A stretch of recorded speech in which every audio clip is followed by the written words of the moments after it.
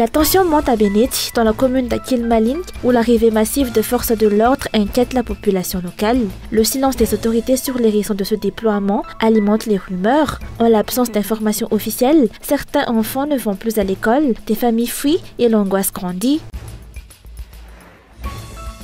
4 ans après sa création, le fonds souverain demeure opaque et sans impact visible, selon la société civile. Aucune information claire n'a été fournie sur ses sources de financement, sa gestion ou l'utilisation des fonds. De l'actualité internationale, le Premier ministre libéral Mark Carney a remporté mardi les législatives au Canada, permettant de triompher des États-Unis dans la guerre commerciale lancée par Donald Trump et de ne jamais oublier la trahison américaine.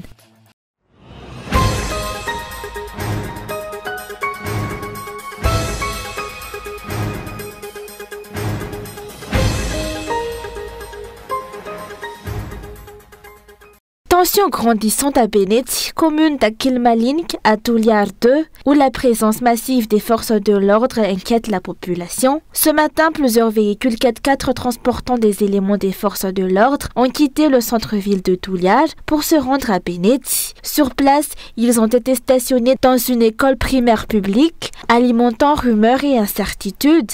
À l'heure de la rédaction, aucune déclaration officielle n'a été faite concernant les raisons de cette mobilisation. Selon certains habitants, les autorités seraient venues pour interpeller les responsables du barrage routier survenu dimanche dernier. D'autres évoquent une opération de récupération de bétail volé ou l'arrestation de voleurs. Mais une partie de la population craint surtout que cette descente soit liée au controversé projet minier de base Tuliar et que les forces soient là pour cibler les opposants à ce projet. En attendant des éclaircissements, la peur s'installe. Des parents ont cessé d'envoyer leurs enfants à l'école depuis hier, une décision maintenue ce jour. Certains habitants ont même quitté leur domicile par crainte d'arrestation arbitraire ou de violence. Par ailleurs, les 6 personnes interpellées dimanche dernier n'ont toujours pas été relâchées, bien que le délai de 24 heures fixé par les villageois soit largement dépassé. Une situation qui alimente le climat d'angoisse et de tension dans toute la zone.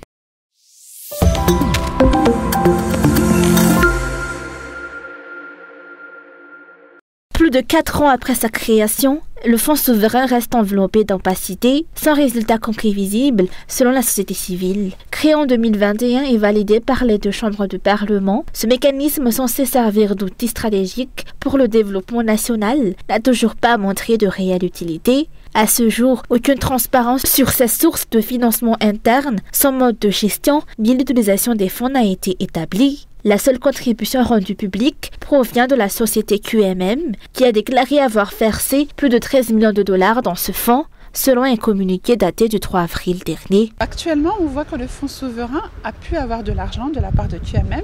Il s'agit quand même de 13 700 000 dollars. Alors pour nous, aujourd'hui, on ne sait pas à quoi sert le fonds souverain. On n'a pas de politique claire d'utilisation de cet argent. Et par rapport à ce qu'on attend d'un fonds souverain, pour nous, c'est à l'État aujourd'hui de mettre en place, de mettre en œuvre la politique de développement et d'utiliser l'argent. Il ne revient pas à une société d'État, quand on sait aujourd'hui à quel point ces sociétés ne sont pas transparentes ni redevables, d'utiliser l'argent de l'État pour un travail que l'État doit faire. Pour rappel, un fonds souverain est une réserve financière spécifique de l'État constituée en dehors du budget national. Il est alimenté par les excédents ou les marges bénéficiaires des ressources économiques pour être mobilisé en cas de besoin stratégique ou de crise. Ce type de fonds est généralement mis en place par des États aux économies solides. Mais dans un pays comme Madagascar, où les besoins en santé, éducation et aide sociale sont urgents, la pertinence d'un tel dispositif est remise en question. La société civile estime que l'heure est plutôt à des investissements directs au service de la population et non à des réserves financières dont le fonctionnement reste flou. Selon les autorités, le fonds souverain serait destiné à financer les infrastructures routières et l'électrification, mais ces secteurs disposent déjà de budgets dédiés dans la loi de finances. La société civile appelle donc à une transparence totale sur la gestion et les investissements effectués à travers ce fonds, afin que les citoyens puissent vérifier son utilité réelle et les retombées pour le pays.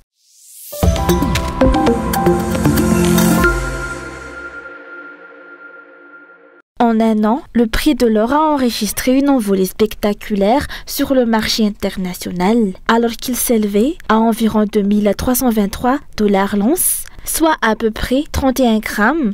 En avril 2024, il a atteint environ 3348 $ en avril 2025. Cette hausse d'environ 1024 $ correspond à une augmentation de plus de 44% en l'espace de 12 mois. Il s'agit de l'une des progressions les plus marquantes de la dernière décennie au niveau mondial. Plusieurs sont les raisons de cette flambée: l'instabilité géopolitique persistante, les incertitudes économiques croissantes, les tensions commerciales exacerbées par la nouvelle taxe imposée par le président américain sur toutes les importations, mais aussi une érosion de la confiance dans les devises et les réserves monétaires, selon l'économiste Falra Makavelo. Le problème aujourd'hui, c'est que de plus en plus de pays commencent à perdre confiance dans le dollar. Beaucoup envisagent un retour à une référence fondée sur l'or, comme monnaie d'échange internationale, à la place du billet vert. La Chine, l'Inde, la Russie, la Turquie, et même certains pays européens accumulent de l'or. Résultat, la demande mondiale augmente, notamment de la part des banques centrales, ce qui tire naturellement les prix vers le haut. Par ailleurs, la peur d'une crise financière plane. Dès que Donald Trump a évoqué une hausse des droits de douane, les marchés ont vacillé, provoquant des tensions en bourse. Or, en période d'instabilité économique, l'or reste la valeur refuge par excellence.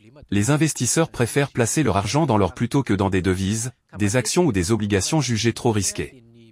C'est ce phénomène qui explique la flambée actuelle du cours de l'or sur le marché mondial.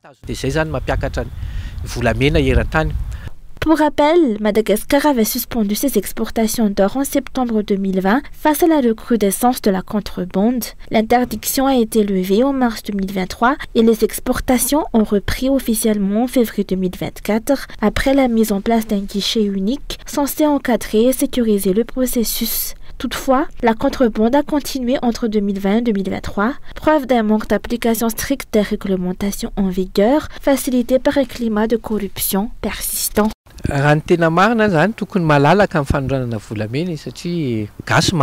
Normalement, l'exportation de l'or devrait être libre. Madagascar est un pays riche en ressources, mais sa population reste pauvre. L'or, s'il est bien exploité et exporté légalement, pourrait générer d'importantes recettes, à la fois pour les entreprises et pour les salariés. Si cette activité a été suspendue, c'est à cause de l'exportation illégale. Pourtant, la solution est dans le renforcement du cadre légal, des lois claires et des sanctions réelles pour ceux qui les violent. Le problème, c'est qu'il existe de puissants intérêts autour de l'or, souvent liés à la corruption. Certains acteurs n'hésitent pas à verser des pots de vin à des fonctionnaires, à la douane ou aux forces de sécurité, pour faciliter des sorties illégales du territoire. C'est ce système qu'il faut briser. Si chacun refuse la corruption, alors il deviendra difficile de faire sortir clandestinement de l'or. Il faut des documents d'exportation transparents, et une loi claire. Le cadre juridique existe déjà, mais c'est le suivi qui fait défaut aujourd'hui.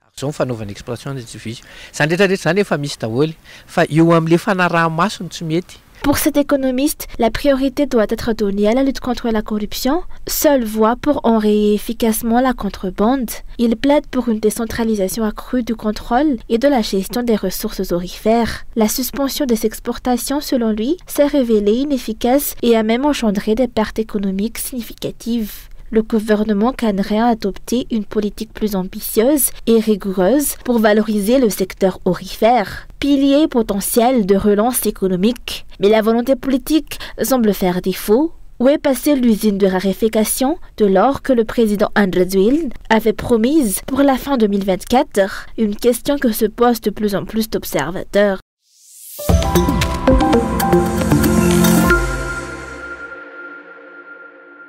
Des commerçants manifestaient ce jour devant l'arrêt radio Anous pour protester contre leur expulsion et l'interdiction de vendre à cet emplacement. Ils dénoncent une décision prise sans solution de relogement. La commune leur avait pourtant promis un départ temporaire durant l'accueil des invités étrangers pour le sommet de la COI, avec l'assurance de pouvoir revenir une fois l'événement terminé. Ils auraient dû reprendre leur activité vendredi dernier, mais à ce jour, l'accès leur reste interdit.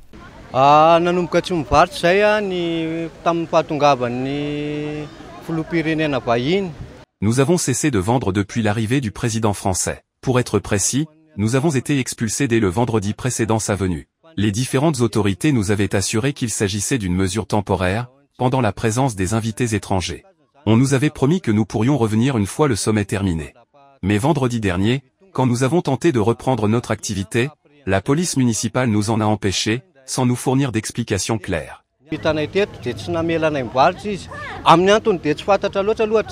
Les marchands disent se sentir trahis par la commune qui ne tient pas ses engagements. Ils se sont également floués par les promesses électorales du maire qui leur avait garanti une régularisation et l'absence d'expulsion. Ce matin encore, la police municipale est intervenue.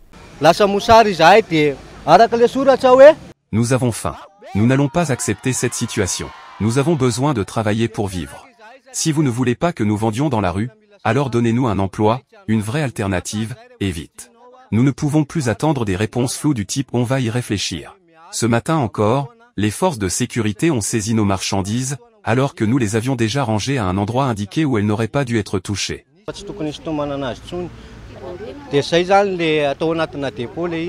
Les commerçants réclament leur réintégration immédiate, expliquant qu'ils n'ont aucun autre moyen de faire vivre leur famille. Près de 200 vendeurs de rue sont concernés. À noter, cet endroit était autrefois un jardin, transformé progressivement en marché, où des constructions en dur ont été érigées.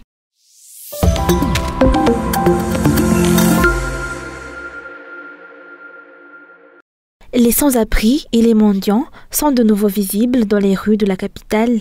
Alors qu'ils avaient été interdits de séjour sur la voie publique pendant la visite des personnalités étrangères dans le pays.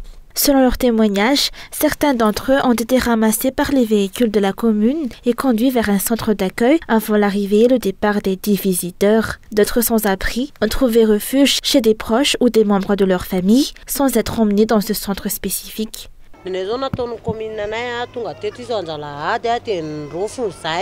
Un dimanche, la commune est venue nous ramasser. Dans le véhicule, on leur a dit qu'on avait une maison, alors ils nous ont répondu de ne plus revenir mendier dans la rue à partir de mercredi et jeudi. On est resté chez nous, mais on n'avait rien, on a mangé du manioc pendant 2 jours, car on ne pouvait pas sortir. Ils nous ont fait partir parce que des étrangers devaient passer par cette rue. Ce jour-là, les policiers municipaux ont failli nous violenter. On devait être relogé dans un centre, mais cela ne s'est jamais fait.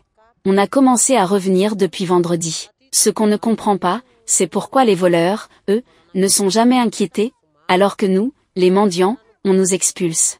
Ils nous ont même menacés, si on ose protester, ils disent qu'ils vont nous jeter à Saquet.